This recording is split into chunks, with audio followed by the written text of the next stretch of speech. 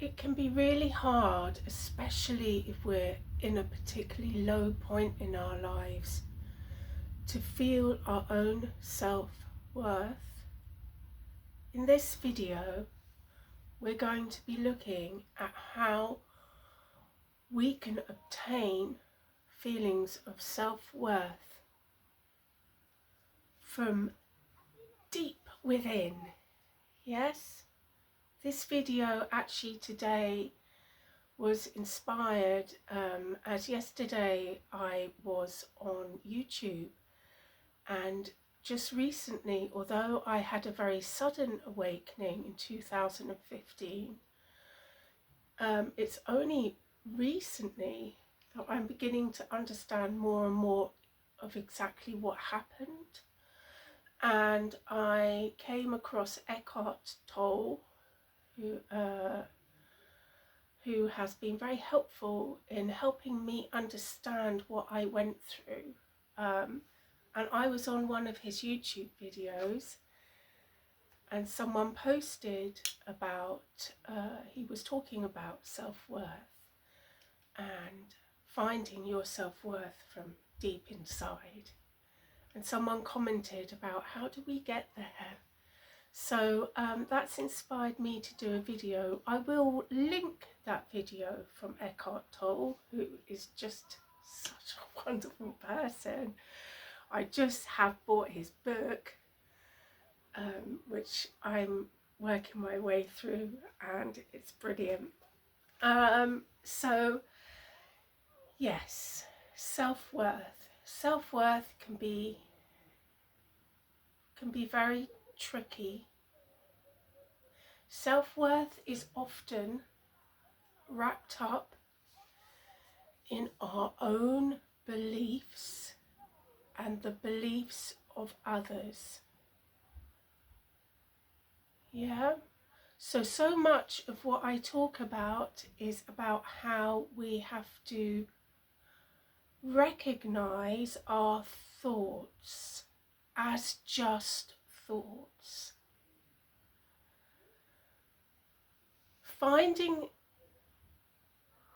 the you inside of yourself, it's like a stripping away of everything that has been projected onto you or you've been raised to believe. Yeah, you're stripping away all those layers and getting to the truth. Okay? So I'm going to give you, first of all, before we get further into that, I'm just going to give you an example of someone.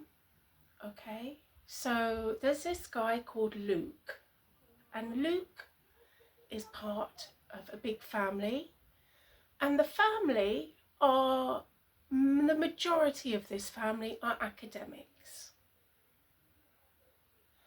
And Luke's brother and his younger brother are also academics, but Luke is not. He has a job, which is a very, respectable job, but it's not an academic job. His family think that he does amazingly well in his job because he goes one step above what the role is, and he interacts with the public and he looks out for people in the community. So actually, he has created a very important role for himself, and he is valued. He takes care of people, and he works in all weathers. So his family think he does very well. Luke, however, has a very low self-esteem. He is constantly comparing himself to that of his brothers and other family members. And this is the commentary that runs in his mind. Everyone thinks that I'm stupid. They're all academics and they think that because I'm not an academic that I'm stupid and I'm less than. Yeah, that's a commentary that runs in his mind. It's not the truth. The truth is that everyone has much respect for him. Yeah? So what we have to do is, first of all, we have to recognise what gives us our self-worth. Yeah? So there was a time in my life where I, for reasons of care for my family members, I gave up my career. Okay, and I had a good career. Yeah, and it gave me a sense of identity, and I could feel quite proud of myself for reaching a certain level in my career. That's what gave me my feeling of self-worth. Yeah, and I felt proud in front of my father. But when that went, I scrambled around trying to understand what my self-worth was, because now I did not have that identity to cling on to. Well, I discovered my self-worth was in my courage to give up something that I loved for the greater good of my family members. Yeah, that was my self-worth.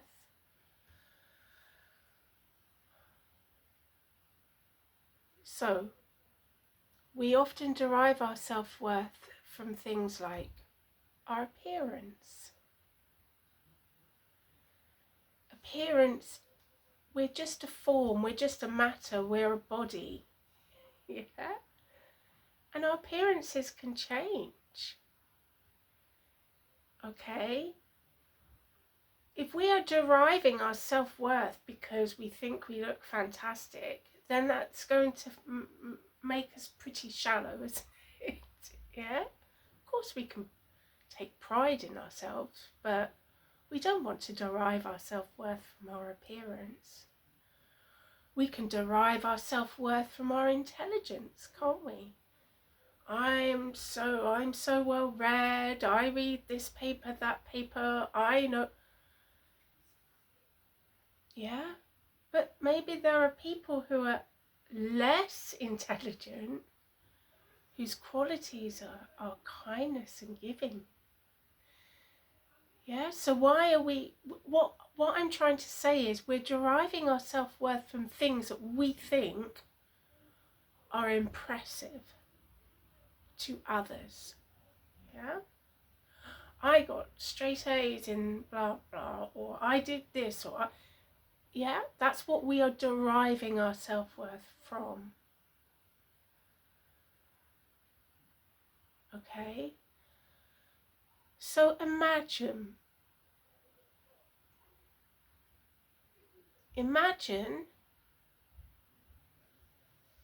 that God came to you and he said, today I am going to take you to heaven.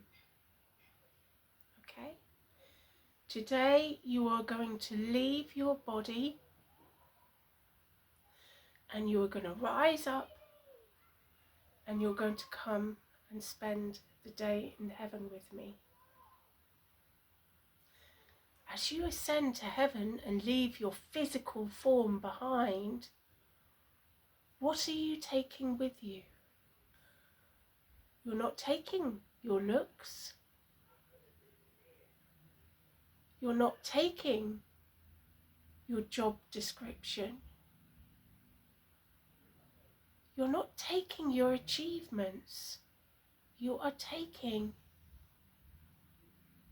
your soul. Your soul is going to heaven. That pure energy. Now, Eckhart Tolle in this book actually talks about how we can actually feel that energy inside of us. It's something I have experienced. If you lie still and you can clear your mind of thoughts and focus on your body, you can feel that energy, can't you? You can. It's sort of like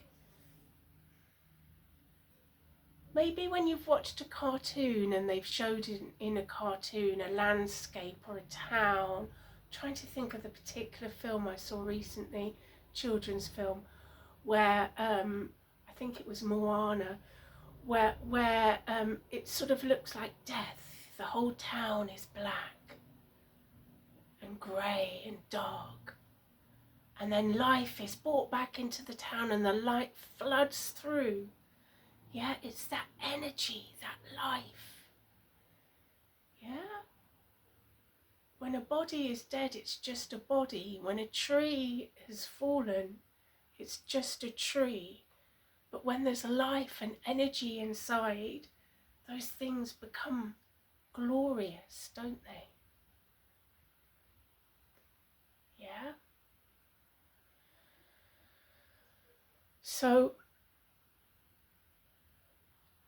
it can take a long time to peel away the layers of damage that other people have put upon us.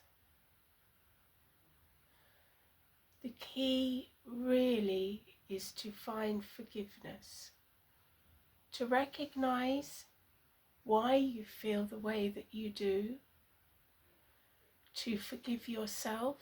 I will link a video, I have a video on forgiveness, and to forgive others for what they have done to you. To understand that other people's thoughts and expectations around who you should be are just that. It's just their perception, their thoughts, their expectations.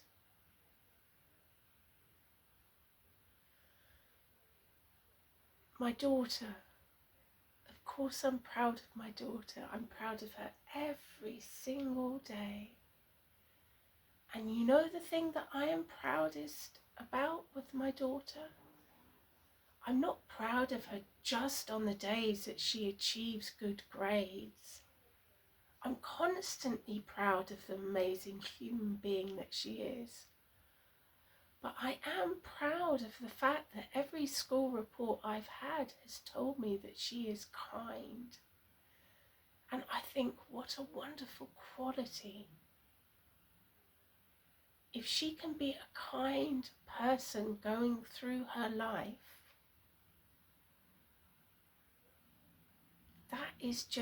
that's a beautiful thing.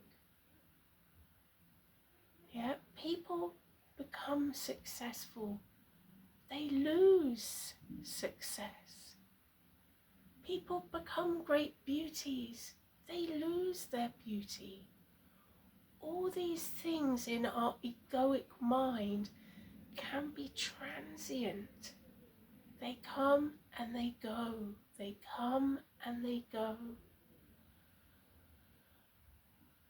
But the light and the love that is deep inside of you, that does not go. That is what is there. When I went through my spiritual awakening in 2015, I wasn't really sure what was happening, to be honest with you. And it took quite a while. Even now I'm learning about my experience. But it was like a deep knowing. It was like I suddenly realized that we were all connected. Everything, we were like one. Including nature, including the trees. I couldn't pick a flower. after my awakening, I could not pick a flower because I didn't want to harm it. I became vegan overnight. I felt very connected, very at one with everything else around me. Everything seemed brighter and more beautiful. And despite the fact that my financial situation has been very precarious and still is, I am every day grateful for each day, and every day grateful for smiles that I get off strangers, for the beauty I see around me, for hearing children laughing. Gratitude is so important. I don't know whether I've helped at all, and I don't know whether I've helped my friend who put that comment on YouTube. I don't even know whether you'll be watching this video. But in answer to your question, how do we find that deep inner self? We need to strip away everything that our ego is telling us is important, or what anyone else is telling us. What one person considers important, another person does not. Yeah, it's all thoughts and perception. We need to be grateful for everything that we have. And we need to work from a place of love. Okay, if you have any questions, or if I haven't answered your questions, it's very hard to verbalize experiences that happen to you and a change in a way of thinking, and I'm trying the best I can, but it's not always easy. But I hope it has been of some help. Please do comment. I would love to hear from you. Please, if you will, give me a like and subscribe, as it greatly helps the channel, and I am ever so grateful for any interactions that I receive. And lastly, have a wonderful day filled with love and light. Bye bye.